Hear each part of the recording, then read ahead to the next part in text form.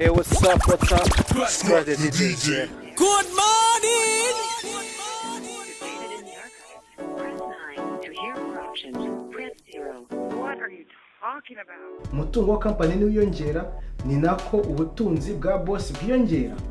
Boss nubwo yahembwa makeya ariko ubutunzi bwe buriyongera. Ubutunzi ntabwo ari amafaranga gusa. Amafaranga ni ibipapuro, amafaranga arinjira agasohoka.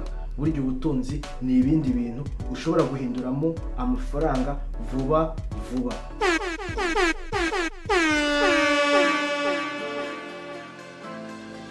Mukomere cyane ni umusore wanyu Scratch the DJ. Ese turi kumwe cyangwa ntituri kumwe? Ibintu nibide gushyiraho umwete no guhinduka, ubundi tugakira kuko dushaka gukira, kandi tugomba kubikora byanze bikunze dukoresheje ubwenge bwacu. Kugira ngo tubigereho rero hari ingamba tugomba gufata zikarishye.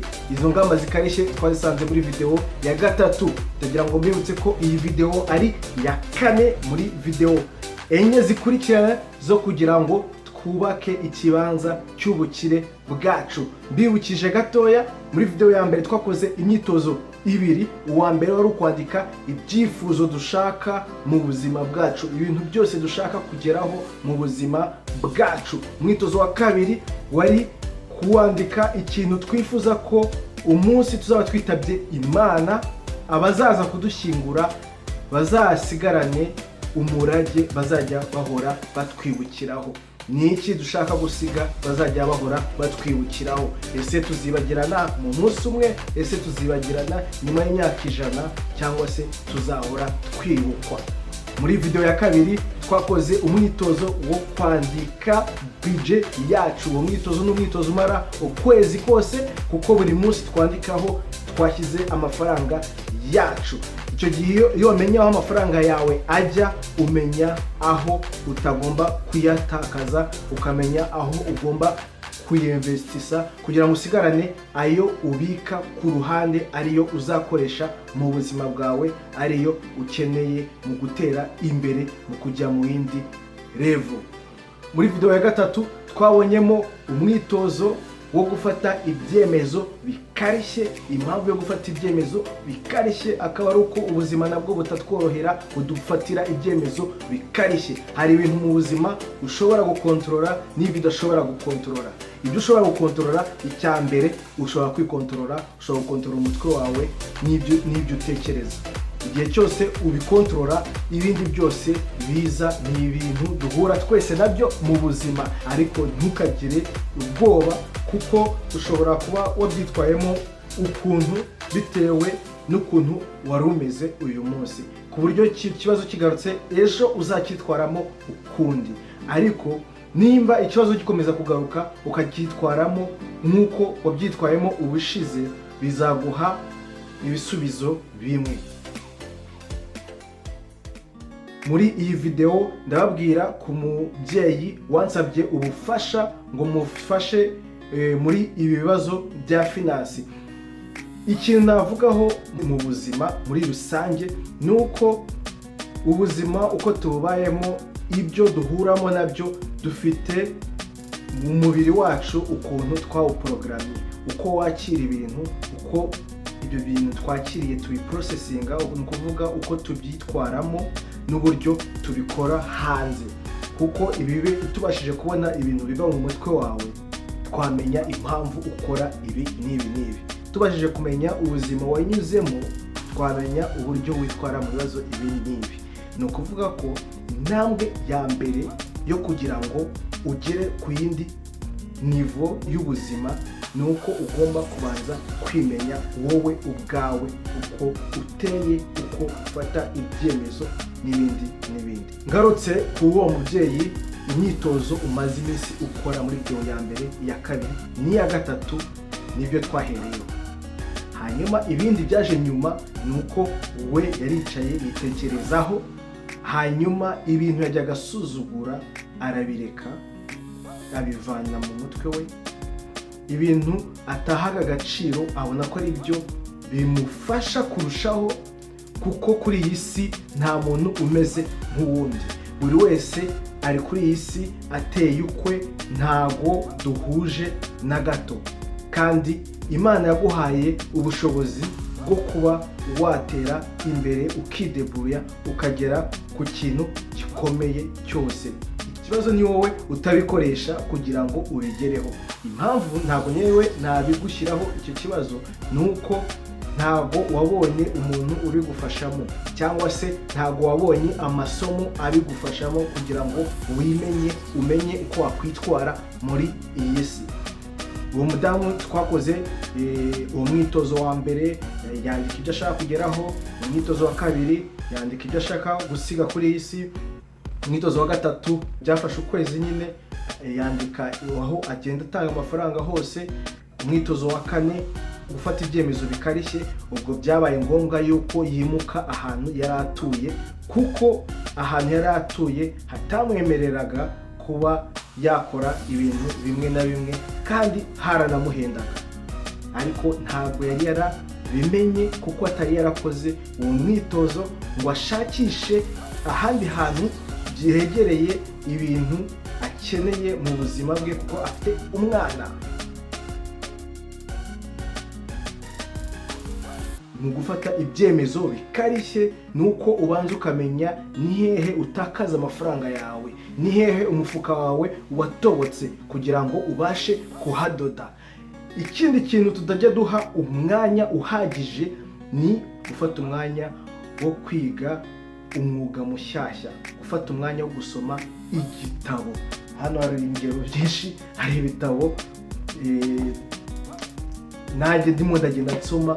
Ntabwo mfata umwanya buri gihe, ariko hari ikintu nafashe buri munsi kugira ngo njye nsoma niyo yaba paji imwe, kuko ubwo umunsi perezida hari wa munsi ugera ukumva ntabwo uri muri mood yo kugira ikintu ukora, ariko icyo gihe iyo byagenze gutyo gerageza gufata undi mwanya, hagarika buri kintu cyose nkayigeraho.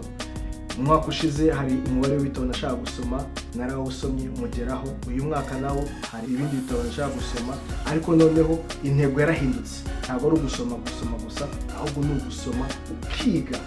Hari ugusoma ugasoma gusa, nta gisigara mu mutwe.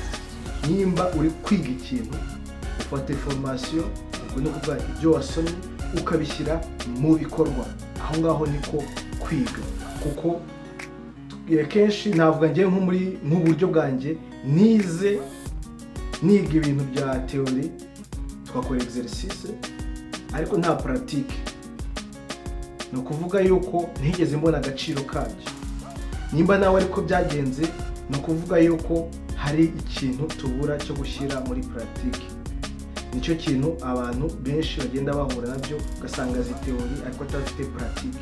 Kandi muri iyi si, muri ibi bihe, mu byo ukora byose pratique niyo itanga results, niyo itanga resultat ushaka. Nimba ushaka gukira ni uko wakoze cyane, nimba ushaka gukira ni uko hari ibintu uzi, wize, wamenye ugashyira mu bikorwa. Ntabwo ari ibintu by'amahirwe.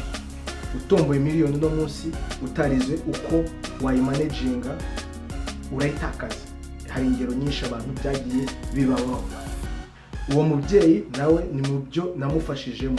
Namubwiye ati ibi ngibi kuko ari intego yawe ushaka kugeraho, dore ibyagufashamo. Ushobora gusoma ibi ngibi, utabibonye mu gusoma cyangwa udafite umwanya wo gusoma, ushobora kujya kuri YouTube ukabishakisha, cyangwa ugashaka audio, cyangwa ugashaka CD, cyangwa ugashaka abantu babivugaho, cyangwa ugashaka abantu bari gutanga conference kuri ibyo bintu ushaka kugeraho. Nawe rero ushobora kubigeraho, aho waba uri hose ushobora kubigeraho. Niba ufite network ukaba ushobora kujya kuri YouTube, hari ibyo ushobora kugeraho. Nimba muri quartier cyangwa se ahantu uba hari bibliothèque, library, ushobora kujyayo ugashakamo ibyo bitabo. Ushobora kugenda ukabaza umuntu uhakora ati se wandangira ibitabo bimeze gutya na gutya na gutya, arabikurangira, ukagenda uzasanga harimo byinshi cyane, byinshi. Wowe ukagenda usoma ugahitamo, kuko ikintu cya mbere, ibintu byose byabaye ibya mbere ariko nta kibazo, impamvu irahari.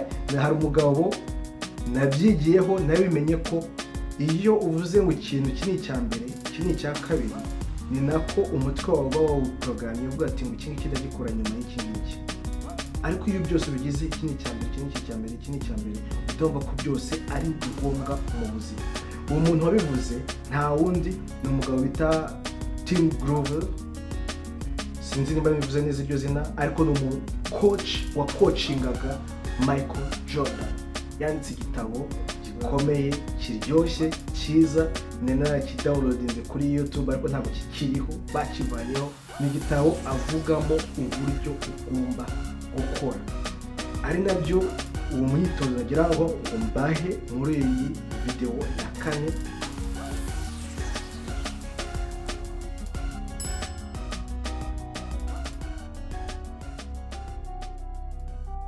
Ntabwo niriwe mvuga ibyo twakoze n'uwo mubyeyi kuko ntabwo ariko buri wese abikeneye, ariko icy'ingenzi ni uko buri wese amenya ikintu yaba akeneye kugira ngo ajye kuri level ikurikiyeho.